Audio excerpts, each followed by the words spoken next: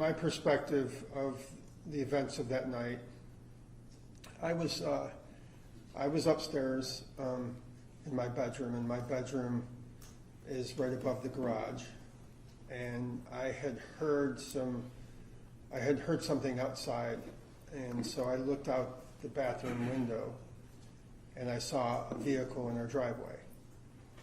So I walked downstairs, and my wife was right at the bottom of the stairs, and I told her, and I said, "There's somebody here."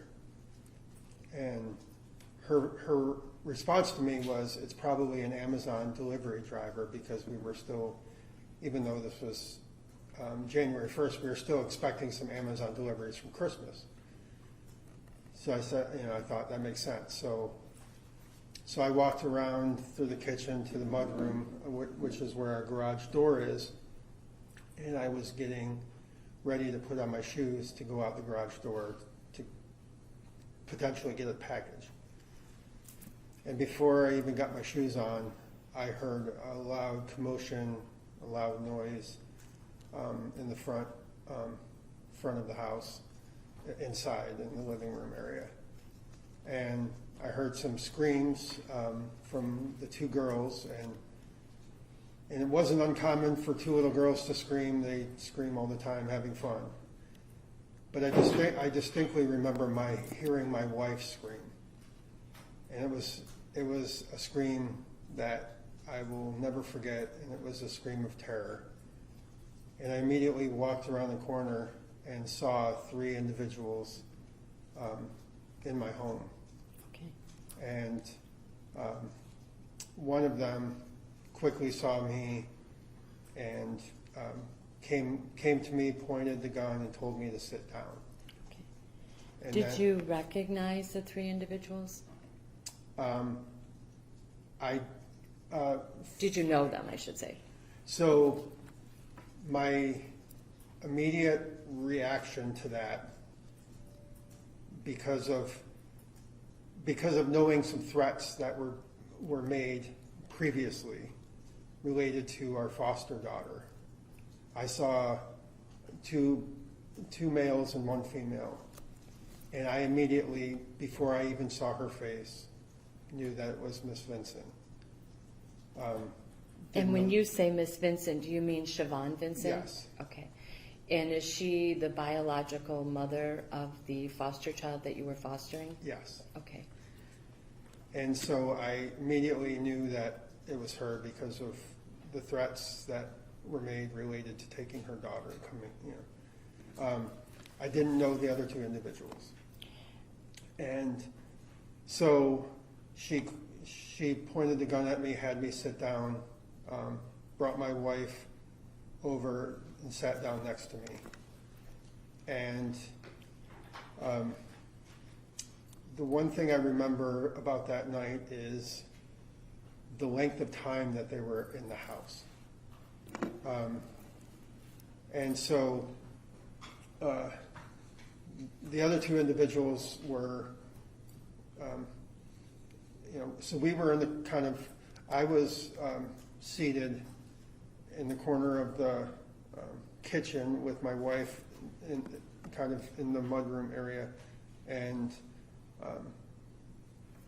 Miss Vincent was literally a few feet from my wife, and she was directing the entire conversation, and the other two individuals were kind of walking through the house. I remember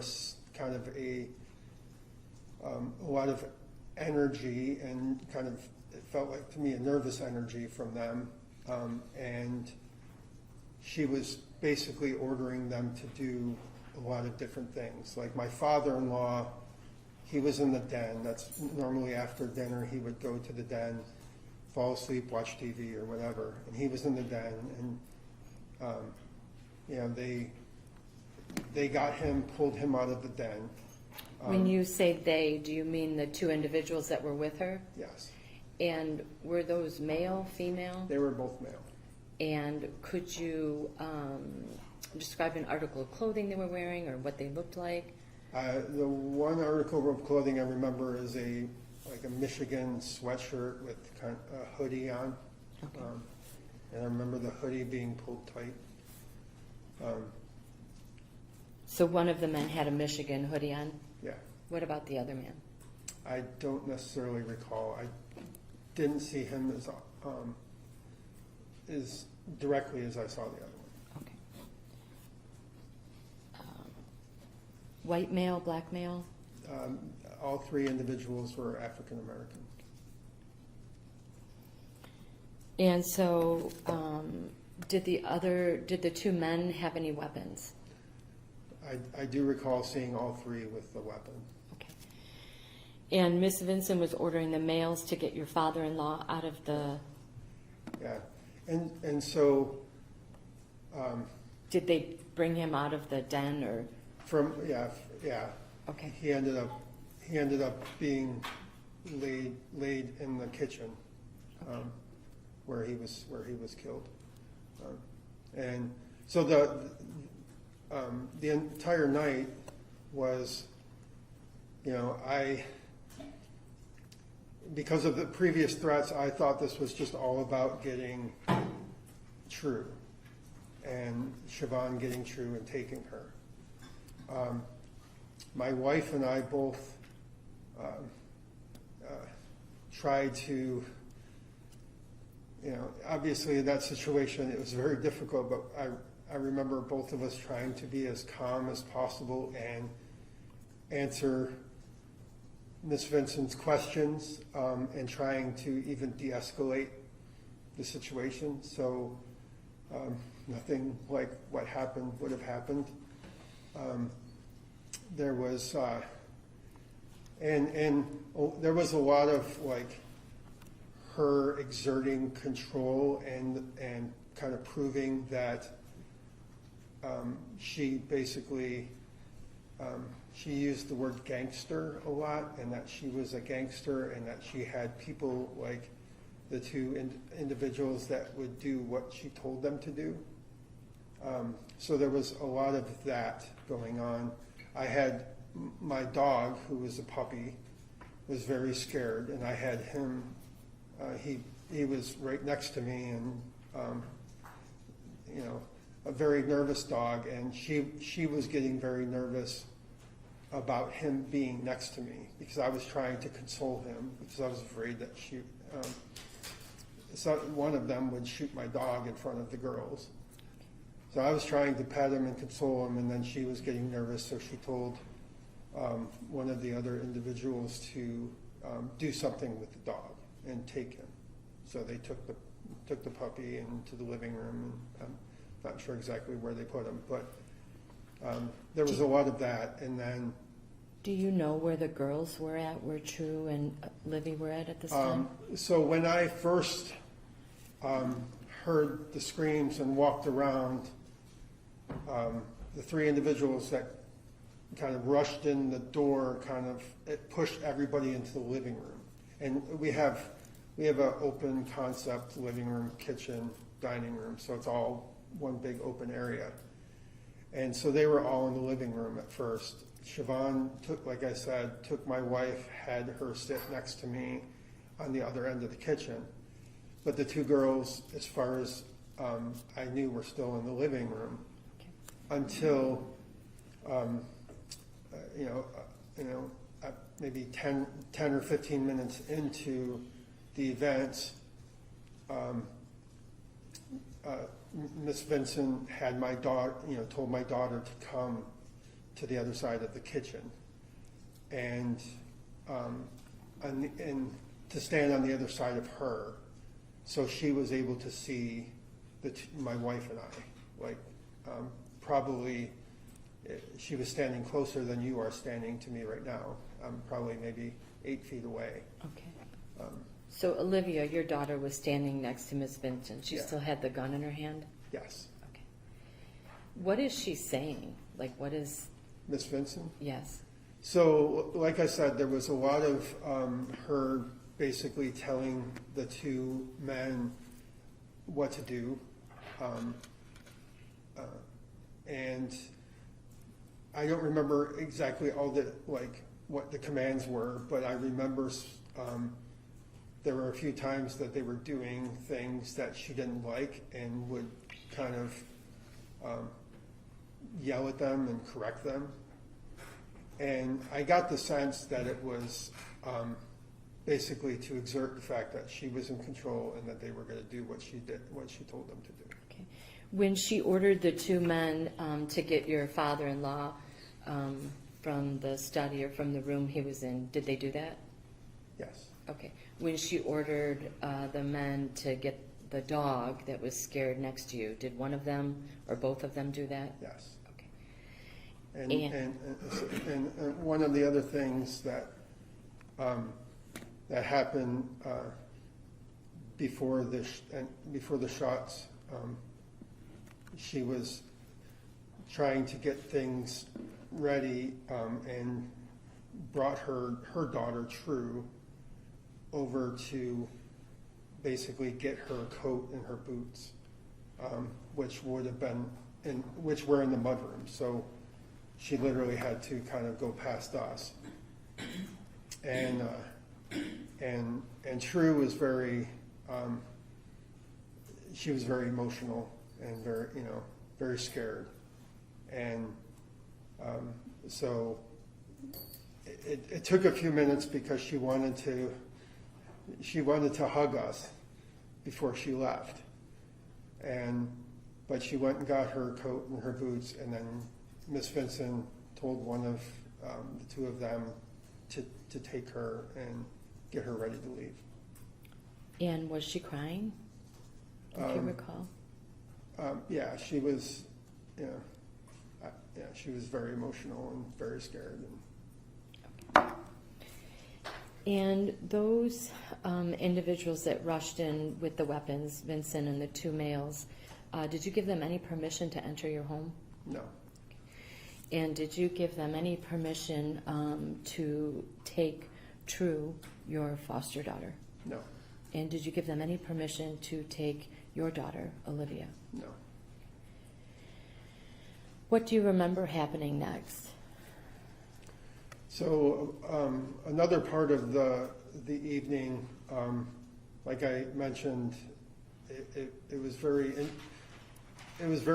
baffling to me why they were still there as long as they were. And one of the things that was happening was Miss Vincent was, she was asking us where the money is.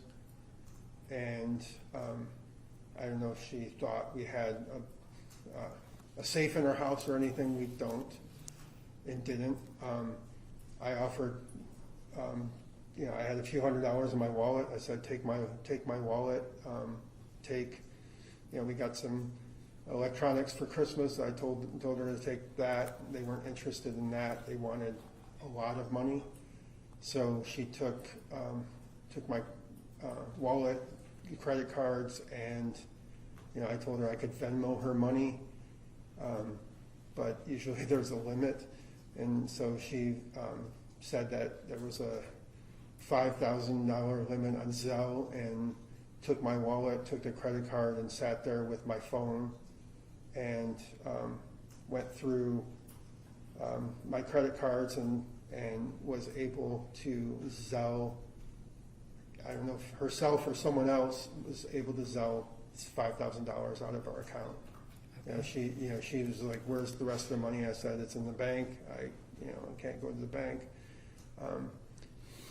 The other thing that happened, back to her commands, was she told one of the other individuals to take the phones, and they took my wife's phone and tried to I assume destroyed it, and they were trying to destroy it with a knife, and that wasn't working. So Your Honor, at this time I'm going to object to they as to the two males he alleged to have been inside his home.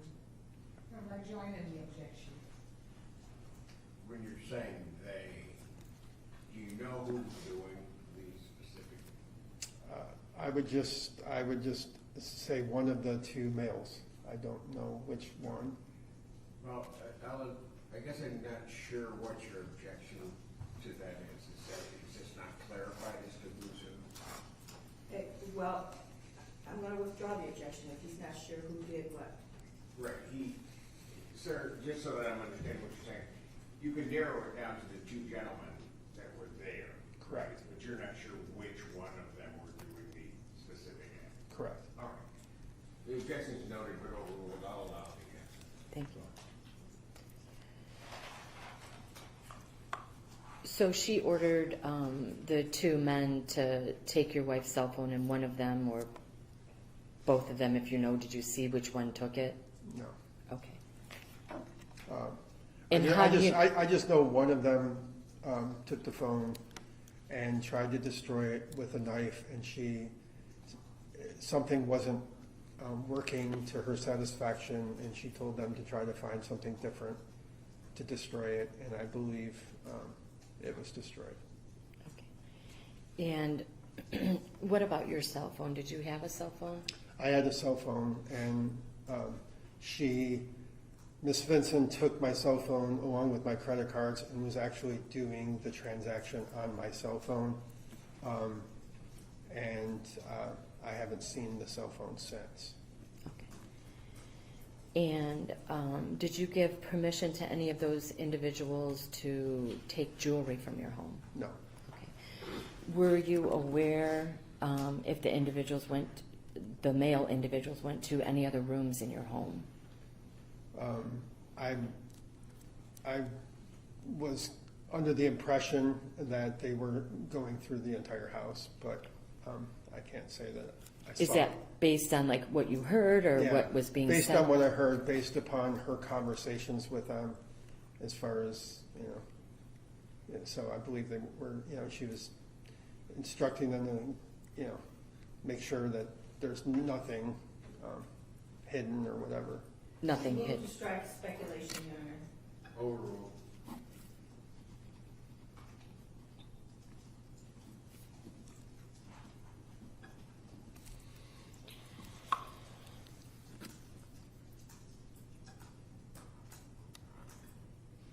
Could you describe any of the weapons that the three of them had, if you recall?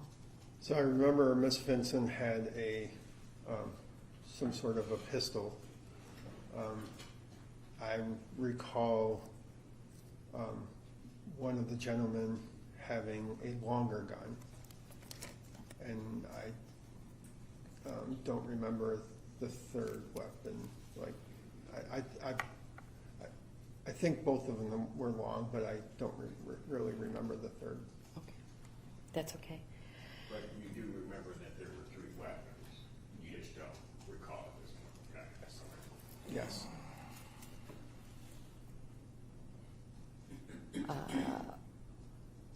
After this, the money being transferred, the phone being destroyed, what is the next thing that you remember? So one of the things that happened, that first happened, is when my wife and I were trying to, as I mentioned, answer the questions as calmly as we possibly could. There was something that I might have said that triggered something, and the first act of violence is I was hit. My recollection was that I was hit by the butt of a gun in basically right above my right eye. Okay. Very hard. It broke my glasses, and it hurt very, very bad, and I saw stars. And that was the first thing that happened as far as any sort of violence. Do you recall, Jeffrey, if that was the butt of one of the long guns, or if it was the butt of the gun that Miss Vincent had? And if you don't recall, that's okay. I don't recall. Okay. So that was that happened during the conversation with Miss Vincent. But I was able to sit back up and still try to interject. She was directing a lot of the questions towards my wife, related to some things that she believed my wife was doing with my foster daughter. But I tried to answer those questions and explain some of those things. And then at some point, then I was shot in the chest, approximately here. And for the record, you're indicating to Yeah. your left chest above your heart? Yeah, and I recall the bullet. It felt like I was shot with like a shotgun, but it was just the bullet breaking up on the inside, and I ended up having multiple rib fractures, and had to have surgery to make sure that all my internal organs were okay. So that was the first shot that happened, and then and I was the first one to be shot, and then shortly after that is when I was shot in the face, in the head, and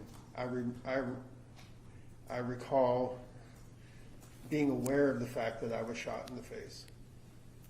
And I remember the feeling of, the way I have been describing it to people is just like a river of blood flowing from my head. And I fell face first on the ground. And I remember, I don't know too often when people are shot in the head that they survive. So I literally in that moment was expecting that within moments I would be dead. And I'm a person of faith, and I believe in God, and believe in Jesus Christ. And I literally, as my head was on that floor, I prayed and I said, God, help me. And that prayer was to not help me survive, but help me to, whatever happens when you die, to go through that transition. And I prayed that prayer and I said, Lord, help me, but I'm ready. And I laid down and I passed out. And don't know exactly how long I passed out, but I remember at some point I regained consciousness, and the first thing I remember feeling is there wasn't as much blood flowing, and I thought to myself, maybe I'm not going to die. And so after a few minutes, I found some strength to sit back up on the bench that was near me, and the first thing I thought is, I've got to go get help. And I reached down, put my shoes on, and walked out the garage door. And I remember thinking, I hope they're still not in the driveway, because I'm about to open the garage door. But I opened it, and they were already gone. And I ended up walking to my neighbor's house for them to call 911. And one thing I do want to say,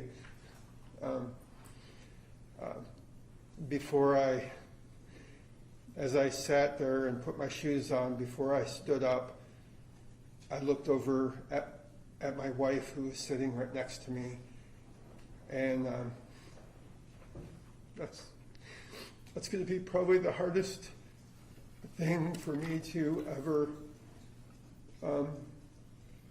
deal with, because I saw my wife sitting there with her head down and just blood flowing from her head.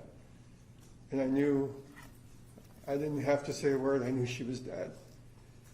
And but then I got up and managed to walk to my neighbor's house, and they called the police, and can't say enough about the EMS and the police and everything that happened after that, so. And that was a lot. Are you doing okay? Do you want to take a break? I'm okay. Okay. Were Livy, your daughter, and True in the home, if you know? So,